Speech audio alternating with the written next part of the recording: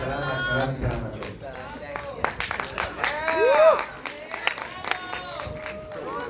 So, long live the Filipinos indeed. So, it's my great pleasure to introduce the GOMBURZA team, which are the director PEPE DIOKNO.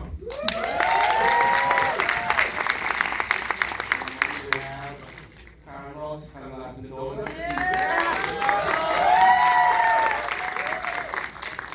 And we have Jeffrey, the producer. Unfortunately, I think ENCHONG stuck in the early traffic. Honestly, every second now and so. So maybe we can leave it. 5 minutes. That Philippine, lost Filipinos moment was a goosebump moment for both of us. So can you, each one of you, tell us your reaction about that scene, especially when you saw it again? For us, I think it was one of the first moments in Philippine cinema that we saw that moment. The series of national identity. We are not Tagalog, we're not Pampanga or Pangasinan, but we are Filipinos. Can you take this one? Yeah, I think when I first got into the project, I think I knew about the three priests as much as I think most people who went to school in the Philippines, if anybody, or just general knowledge about the three priests, which is that their names were Gomez, Burgos, Zamora, and that they were killed by Garote. That's what we are taught in schools, but we don't really know much else. So one of the first things that surprised me was the fact that the term Filipino had began with the priests, the secularization movement. It began there. They started calling themselves Filipino, and the term spread throughout society. And when I read that, that's what really made me interested in their story. And when I pitched for the film, that's what I had told Jesscom about it. Let's make a film about how this term Filipino spread from the priests and how it impacted or it became a revolution. So that was a revelation for me, and it was very emotional, I think, just seeing that story. Or Jeffrey? That was one of the first things that Pepe told me about the film, and I think I really latched on to that idea in terms of like how to light the film, because in the beginning they wanted equality to be considered as Spaniards, but in the end they emerged as Filipinos. So I told Pepe maybe we can put them in the darkness in the beginning, and then slowly come into the light. So that was the initial idea for the lighting. And I thought it was just very simple, it's just like seeing the light that we are Filipinos. Jeffrey?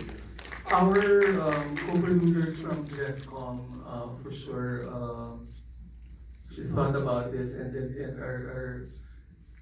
would have actually been so happy to see all of them here. And as co-investors and producers of the movie, I've seen this maybe more than 6 times in the cinemas ever since we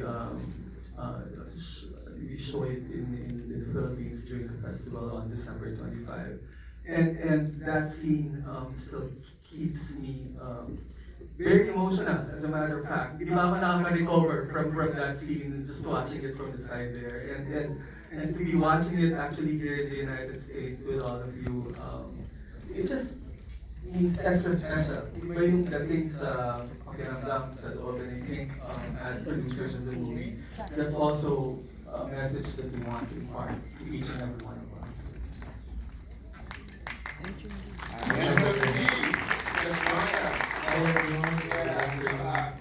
I was just asking them if you can also share your reaction, especially the first time you saw that scene about Los Filipinos. It's like the first time ever that the spirit of our national identity began in those times. I think it's the same for everyone when we say that even if we read about GOMBURZA in the textbooks, we still learn something new from the film. And we're so privileged, and I think when we were starting, because the project started way back 2019, and then the pandemic happened. Because this was supposed to be shown in like the 150th year of GOMBURZA. Yeah, 150th year of GOMBURZA for 2021. But since the pandemic happened, so it's like a blessing in disguise that we had enough time to provide enough research, get more accounts as possible. So more than the entertainment and more than the story, it's an educational tool. And to be part of that learning process for the Filipinos and the non-Filipinos, it's such a privilege, you know, it's such a blessing to be able to be part of that learning process. And Pepe, quickly, will you name after Pepe Jose Rizal? I did ask. Well, I was named after my lolo, Jose W. Jokno. I was actually named after two figures, Jose W. Jokno, my lolo, and Lorenzo Tanyada. So that's where my name comes from. But probably my lolo was named. I did ask my Spanish teacher once why the typical name for Jose is Pepe. And I forget the exact detail, but it has something to do with Jose meaning Joseph, the father of Jesus, and PEPE is like an abbreviation that means father of Jesus. So that's why at the time, so many people were called Pepe because their names were Jose. It's a very common name, but not a common name anymore, and not an easy name to grow up with. I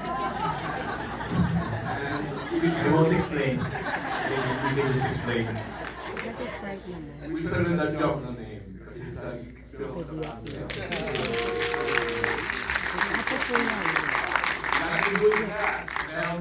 so we started the job family.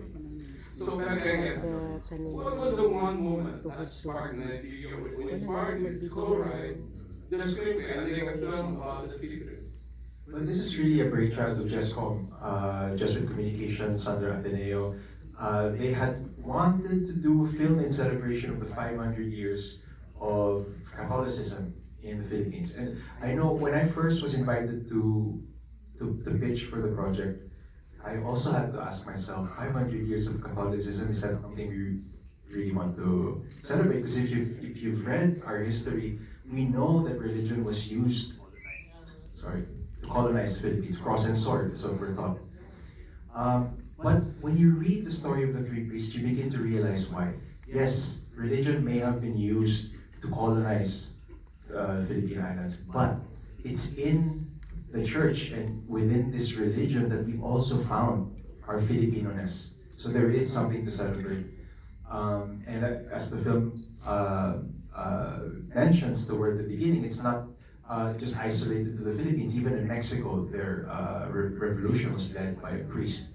So yes, it is something to be celebrated. We did, I think, find our identity within the church and within this religion. It did, in a way, empower us to become the nation that we are. Thank you. On behalf of, by the way, before I ask this question to Enchong, I would like to thank him on behalf of Emma and the flag, because MIF actually, but because this is his second time to participate, and he was here with us for the National Festival. I think magiging suki ko na namin. I would love to.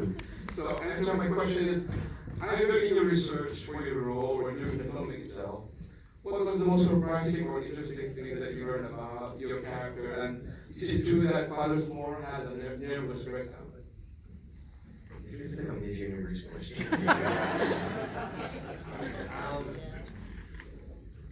When we were starting, it was kind of hard, personally, for me, because among the three priests, Padre Zamora has the least accounts, the least evidence also on what he said. But to answer your last question, yes, it was actually in evidence that he was already like a vegetable by the time that it happened, because he cannot accept that situation. And I had to research why he went through that. So medically, apparently, when our brains cannot handle the fear, the flight, fight mode, the tendency is for your brain to protect the body. So for that to happen, it will just shut down everything so that you don't feel the pain, you don't feel the fear. So I just had to use that study and the few accounts to sort of connect and use the creative freedom that we are allowed to when shooting a film to create the character. That's why there are bits and pieces that I would ask the Pepe, our historians, our um, language coach, to make the character in such a way that, okay, he is part of the Three Martyrs, but not exactly. How will you incorporate that? How will you create that character having these few accounts? So it was a lot of creative freedom used, but at the same time, with the backup of, because we can't go away from the facts. So the little details we had, I had to sort of make it into a bigger bread. Thank you. So, Thank you. Carol, congratulations on your cinematography.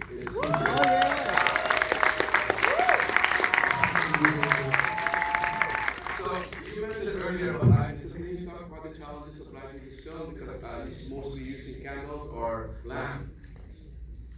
Yeah, it was really challenging to create the candlelight because I've done other period films before, and I just wanted to do something different and didn't want to repeat myself. So for a while, in my apartment in LA and also in my condo sa Philippines, I would just light candles in my place and just observe the light. Um, it was great that Pepe, even coming from advertising background, was not afraid of the darkness and was not afraid if faces weren't lit well, because we didn't want we didn't want the light to be felt, like you know that there was light there. So yeah, so I tested a few things to get that quality, and then showed it to my colorist, and then had Pepe approve it. And yeah, so we created a light for it, just very low, but yeah, we did our best. My crew did their best. It was a lot of planning because we only shot for a few days, not a lot of days. So we had to plan. We would do multiple setups with the team. Thank you. And Jeffrey, I consider GOMBURZA a cinematic gift to all, but especially to Filipinos. So how is it possible in this day and time that you were able to make something like this? Because, I'm sure there are commercial considerations were considered, but I'm sure you just went for the artistic and integrity and everything. I would, on behalf of Chesscom, I believe that that was really, what they had in mind to come up with a quality movie and very true to and sincere to history and the story itself. And it was, I would think it was not difficult. It was not easy for Chesscom to actually put this together because it is not cheap, right? It is very expensive to come up with a very